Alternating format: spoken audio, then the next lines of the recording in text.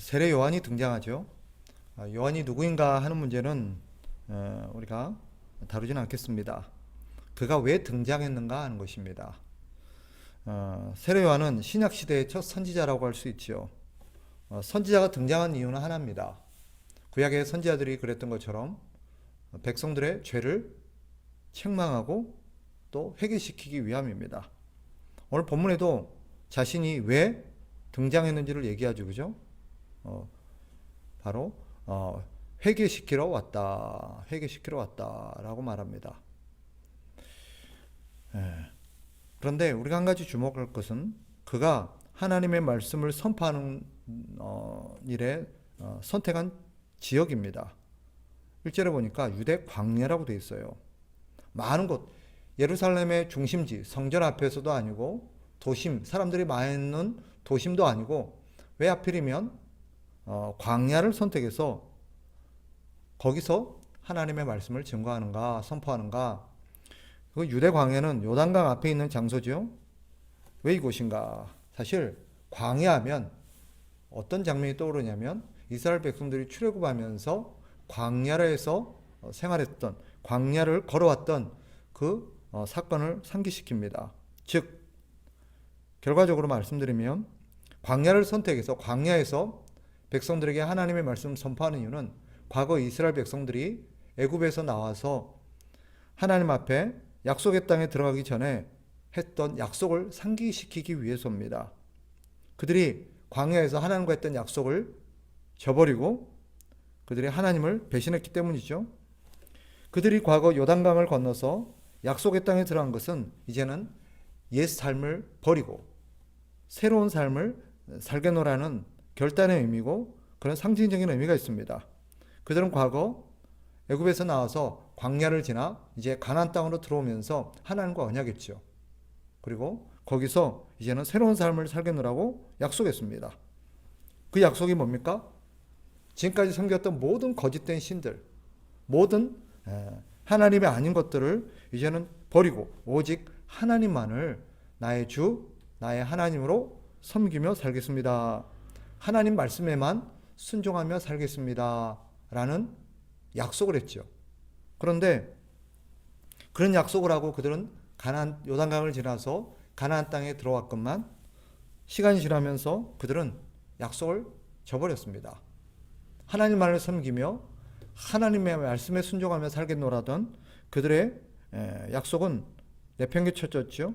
그리고 하나님을 그들의 삶의 중심에서 쫓아버렸습니다. 자신들의 욕심 때문에 하나님의 나라의 왕이신 하나님을 쫓아버린 거예요. 그리고 그 자리를 자신들이 차지해버렸죠. 자신들의 나라, 자신들의 세상으로 만들어버린 거예요. 그러나 그들은 자신들이 왕이라고 생각하고 자신들이 그 나라의 주인이라고 생각했을지 모르지만 성경은 그들이 실상은 하나님을 섬기지 않게 됨으로써 사탄에 속하게 되고 사탄을 섬기는 그런 신세로 전락했다라고 보여줍니다. 그들은 깨닫지 못하겠지만 세례 요한이 등장해서 광야에서 하나님의 백성들을 향해서 외치는 이유가 거기에 있어요. 그들이 과거 하나님을 향해 맹세했던 그 약속을 상기시키고 다시 회개하고 하나님께 돌아오라는 거예요. 하나님만을 섬기라는 거죠. 그래서 요한이 이렇게 선포합니다. 그 내용을 우리가 좀 주목해 볼 필요가 있어요. 자, 2절에 보면 뭐라고 선포합니까? 회개하라, 천국이 가까웠느니라. 회개하라, 천국이 가까웠다. 여기서 천국이 가까웠다라는 의미가 뭐냐? 여기서 천국은 우리가 생각하는 죽어서 가는 제3의 장소를 말한다기보다 이것은 하나님의 나라를 의미합니다. 그들은 하나님의 나라, 하나님이란 표현을 가급적 쓰지 않기 위해서 다른 대체적인 용어들을 썼는데 그게 대표적인 게 천국입니다. 그래서 천국은 제3의 장소를 말하는 게 아니라 하나님의 나라를 의미해요. 하나님의 나라는 뭐냐? 이건 어떤 특별한 장소와 어떤 지역적인 의미라기보다는 하나님의 통치를 의미합니다. 하나님이 통치하시는 곳, 하나님의 통치가 미치는 모든 것이 하나님의 나라죠. 그것이 어디입니까? 하나님이 창조하신 모든 피조세계입니다. 첫날부터 6일 동안 하나님이 창조하신 그 모든 피조세계가 다 하나님의 나라예요. 하나님의 통치가 미치는 곳입니다. 그럼 하나님의 나라가 가까웠다라는 의미는 뭔가? 이미 이것이 하나님의 나라고 그들은 하나님의 통치가 미치는 그런 땅에 살고 있음에도 불구하고 하나님의 나라가 가까웠다라는 의미는 뭐냐? 이것은 하나님 나라의 왕이신 예수 그리스도가 가까이 오셨다라는 뜻입니다. 아니, 예수님이 가까이 오셨다라 하면 될 텐데 왜 하나님의 나라가 가까웠다, 천국이 가까웠다라고 표현하느냐? 그것은 주권, 아까 하나님의 나라가 주권적인 의미라 그랬잖아요. 누가 다스리느냐, 누가 통치하느냐, 그것이 어떤 나라인가를 보여주는 그런 하나의 정체성을 결정합니다. 즉 주권이 누구에게 있는가, 누가 다스리는가가 그 나라의 정체성을 결정해요. 지금은 우리가 살고 있는 이 땅은 주권이 국민에게 있죠. 그래서 국민이 주인입니다. 그러니 국민이 나라라고 할 수 있겠죠. 그러나 당시는 주권이 왕에게 있었습니다. 왕이 주인이죠. 모든 것은 왕이 다스리고 왕이 다 통치합니다. 땅도 왕의 것입니다. 그러니 왕이 곧 나라죠. 따라서 천국이 가까웠다라는 의미는 예수 그리스도께서 왕위로 오신 왕이신 예수 그리스도께서 가까이 오셨다라는 뜻이에요. 왜 예수 그리스도가 하나님 나라의 왕입니까? 예수님은 하나님의 아들이죠. 그죠? 그리고 하나님께서 그 아들이신 예수 그리스도에게 하나님 나라의 왕으로서 위임하시고 통치권을 맡기셨어요. 그러니까 예수 그리스도께서 하나님 나라의 대리 통치자라고 할 수 있죠. 하나님 아버지를 대신해서 하나님 나라를 다스리시는 거예요. 그러니까 하나님 나라의 왕은 예수 그리스도인 것입니다. 예수 그리스도께서 오시는 것이 곧 하나님의 나라가 오는 거예요.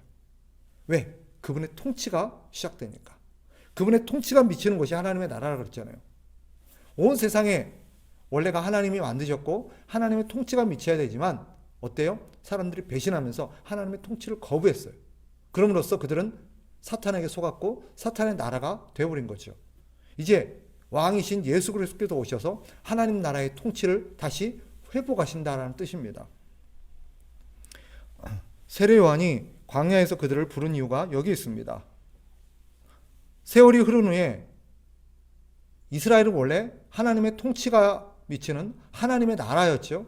그런데 그들이 하나님의 통치를 거부하고 배신함으로써 하나님의 통치가 더 이상 그들에게 미치지 않았던 것입니다. 사탄의 나라가 되어버렸어요. 세례 요한이 회개하라 천국이 가까웠다라고 선포하는 이유가 뭐예요?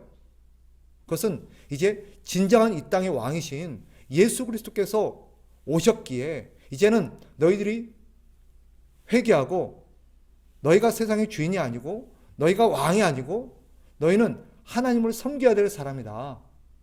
하나님이 진정한 왕이시고 그 왕이신 하나님께서 예수 그리스도에게 이 왕권을 넘겨주셨다 라는 선언이에요. 그러니 너희는 회개하고 예수 그리스도께로 나와라. 예수 그리스도를 왕으로 영접하라. 그런 뜻이에요. 회개하라 천국이 가까웠다. 이 말은 무슨 뜻이라고요?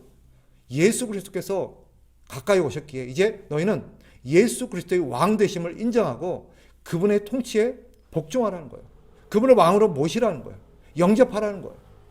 그리고 그분의 말씀에 순종하라는 거예요. 이게 세례 요한의 외침입니다. 회개하라 천국이 가까웠다. 그리고 세례 요한이 거기서 회개하는 자들에게 뭘 베풀지요? 세례를 베풀어요. 세례를 베푼다는 것은 무슨 의미입니까? 이제 그들이 과거의 삶은 죽고 새로운 삶을 시작하게 되었다는 뜻이에요. 이게 세례의 의미죠. 지금까지 하나님을 섬기지 않고 사탄의 괴락에 빠져서 사탄을 섬기고 또 죄의 지배 아래 있었던 그들이 이제는 과거의 죄의 지배 아래에서 벗어나서 하나님을 왕으로 모시고 하나님을 섬기며 하나님 나라의 백성으로 새로운 삶이 시작되었다라는 것을 알리는 의식이 뭐예요? 세례예요. 그래서 세례는 과거의 삶은 죽고 이제는 새로운 삶이 시작되었다라는 의미가 이 세례에 담겨 있습니다. 그래서 세례를 받는다는 것은 이제 과거의 삶을 청산하고 그들이 회개함으로써 하나님 나라의 백성으로서의 새 삶을 시작한다라는 의미가 있어요. 그런데 이어지는 내용을 보면 우리가 또 주목할 내용이 하나 나와요. 7절 이하에 보면 요한이 바리새인들과 사두개인들이 세례 베푸는 데 오는 것을 보면서 그들에게 독설을 퍼부어요. 뭐라고 말합니까? 독사의 자식들아 라고 그래요. 누가 너희를 가르쳐 임박한 진노를 피하라 하더냐. 독사의 자식들아. 아니, 세례를 베푸는 현장에 그들이 나왔는데 왜 그들을 향해서 잘했다, 너희도 회개하고 세례를 받자 라고 하지 않고 독사의 자식들아 라고 독설을 퍼부을까요? 이유는 여기 나온 바리새인과 사두개인들은 그들의 죄를 회개하고 세례를 받으러 나온 게 아니에요. 그들이 그 자리에 온 건 뭐예요? 그저 호기심과 구경하기 위해서 나온 거예요. 얼마나 많은 사람들이 왔는지, 도대체 여기서 무슨 일이 벌어지는지 그냥 구경 온 거예요. 그들은 왜 세례를 받지 않느냐? 자신들은 의로운 존재이기 때문에. 오늘 본문에도 나오죠? 본문에도 암시해요. 자, 9절을 보세요. 뭐라고 말해요? 속으로 아브라함이 우리의 조상이라고 생각하지 말라 라고 얘기해요. 요한이 그들에게 하는 말이죠. 이게 무슨 말이에요? 우리는 아브라함의 자손이고 아브라함의 혈통이기 때문에 우리는 의로운 존재고 우리는 이미 하나님의 백성이고 우리는 회개할 필요가 없고 우리는 이미 하나님의 자녀다, 백성이다, 이런 생각을 갖고 있는 거예요. 그러니까 자신들을 의로운 자라고 생각하면서 회개할 필요가 없다고 생각하는 거예요. 왜? 자기들은 죄인이 아니기 때문에. 그러니까 그 말은 다르게 말하면 무슨 말이에요? 예수님의 도움이 필요 없다는 뜻이에요. 예수님의 도움이 필요 없다는 거예요. 이 말은 예수님을 왕으로 인정하지 않겠다는 뜻이기도 합니다. 그래서 그들은 회개도 자신들과 상관이 없고 세례도 자신들과는 아무런 상관이 없는 것이다 라고 생각하는 사람들이에요. 요한이 그들을 향해서 독사의 자식들아 라고 말하는 까닭이 뭐겠습니까? 그들의 위선과 거짓됨을 꾸짖는 거예요. 오늘날 이런 바리새인과 서기관 같은 사람들이 누구일까요? 그들은 자신의 더럽고 자신의 죄와 허물들을, 자신 안에 있는 나쁜 것들을 인정하기를 싫어하는 사람들입니다. 감추는 사람이에요. 잘못한 것도 없고 회개할 필요도 없고 자신은 의로운 존재고 자신이 어떤 직분을 받았고 세례를 받았고 여러 가지 어떤 그런 것을 근거로 해서 자기는 이제는 구원받은 하나님의 백성이고 자신들은 죄진 게 없다, 아무런 죄나 문제가 없다라고 생각하는 사람들, 이런 사람들이 여기에 등장하는 바리새인과 사두개인 같은 사람들입니다. 그러나 오늘 본문이 말하는 메시지는 뭐죠? 진짜 하나님의 백성들은 뭡니까? 하나님의 백성들은 바로 자신의 죄와 허물들을 하나님 앞에 고백하고 예수님께 고백하고 예수님 앞에 자신들의 죄를 회개하면서 용서를 구하는 자들이에요. 그리고 예수님을 왕으로 자신의 삶의 주인으로 모셔드리는, 영접하는 사람들입니다. 오늘 여기서 진짜와 가짜가 구별되죠. 세례 요한은 10절에서 뭐라고 말합니까? 이미 도끼가 나무 뿌리에 놓였으니 좋은 열매를 맺지 아니하는 나무마다 찍혀 불에 던져지리라. 이 무슨 말이냐? 회개하지 않고 거듭나지 않고 예수님을 영접하지 않고 예수님을 왕으로 인정하지 않는 자들은 심판밖에 기다리는 게 없다는 거예요. 그들에게는 심판이 예비되었다는 것입니다. 오늘 본문을 통해서 성경은 우리에게 중요한 사실을 일깨워요. 모든 사람에게는 회개가 필요하다는 것입니다. 하나님의 백성이 되기 위해서는, 진정한 하나님 나라의 백성이 되기 위해서는 자신의 죄를 회개하고 용서를 구하고 예수님을 영접하는 것이 필요하다. 회개가 뭐냐? 우리는 회개에 대해서 오해를 해요. 회개라는 것은 우리가 저지른 몇 가지 범죄 행위들을 하나님 앞에 고백하는 것, 물론 그것도 포함되죠. 그러나 회개의 본질은 거기에 있는 게 아니에요. 몇 가지 우리가 범한 행위, 범죄 행위들을 하나님 앞에 고백한다고 진정한 회개는 아닙니다. 회개는 뭐냐? 성경이 말하는 회개, 오늘 본문에서 세례 요한이 말하고 있는 회개는 뭡니까? 그것은 하나님과 예수님과의 잘못된 관계를 청산하고 그 관계를 바르게 맺는 거예요. 단순히 행동 몇 가지를 고치는 게 아니라 하나님과 예수님을 자기에게 어떤 존재로 여기느냐 하는 문제입니다. 지금까지는 자기가 자기 삶의 주인이고 왕이고 내 나라고 내 땅이고 내 마음대로 해도 된다라고 생각했던 사람들이 이제는 그게 아니라는 걸 깨닫고 하나님이 예수 그리스도가 자신의 왕이고 자기는 그분을 섬겨야 될 그분의 백성이고 그분들이 자신의 주인이라는 것을 인정하고 받아들이는 거예요. 이게 회개입니다. 그래서 하나님과 자신의 삶을 자신의 어떤 관계를 바르게 정립하는 것, 이게 회개예요. 우리는 행동 몇 가지, 잘못 몇 가지 뉘우쳤다고 회개했다고 생각하는데 아니에요. 진정한 회개의 본질은 하나님과 예수님과 자신의 관계를 어떻게 정립하느냐. 즉 예수님을 나의 주, 나의 하나님으로, 나의 왕으로 모셔드렸느냐. 그리고 그분에게 내 모든 주권이 있고 나는 그분의 말씀에 순종하며 살아야 될 존재라는 것을 인정하고 받아들이느냐. 그게 회개예요. 그렇지 않다면 아무리 우리가 이런저런 범죄 몇 가지를 고백하고 용서를 구한들 그것은 진정한 회개가 되지 않습니다. 오늘 본문은 우리에게 중요한 사실을 한 가지를 가르쳐 주죠. 천국이 가까웠대요. 이게 벌써 2000년 전의 사건입니다. 예수 그리스도가 오심으로 하나님의 나라가 시작됐어요. 무슨 말이에요? 예수님이 하나님 나라의 왕으로 오셨다는 거예요. 이 말은 주님이 다스리십니다. 주님이 다스려요. 주님이 왕이세요. 주님이 주인이세요. 그 예수님을 왕으로 모시지 않고 주인으로 모시지 않는 사람들은 하나님의 백성이 아니에요. 누가 하나님의 백성입니까? 누가 진정한 아브라함의 자손입니까? 누가 진정한 하나님의 자녀입니까? 예수 그리스도를 왕으로 주인으로 영접한 사람. 그 사람이 하나님의 나라의 백성이고 그들이 하나님의 나라에 사는 진정한 하나님 나라의 시민이다 하는 것입니다. 그렇지 않은 자들은요, 하나님 나라에서 살 수 없을 겁니다. 그들은 영원히 추방될 것입니다. 그들을 기다리는 것은 영원한 고통의 형벌이죠. 그들은 영원토록 슬피 울며 이를 갚는 그런 삶이 있을 것입니다. 오늘 본문은 하나님의 백성, 신자가 어떤 존재인지를 보여줘요. 회개가 뭐라고요? 예수님과 하나님과 자신과 바른 관계를 맺는 것.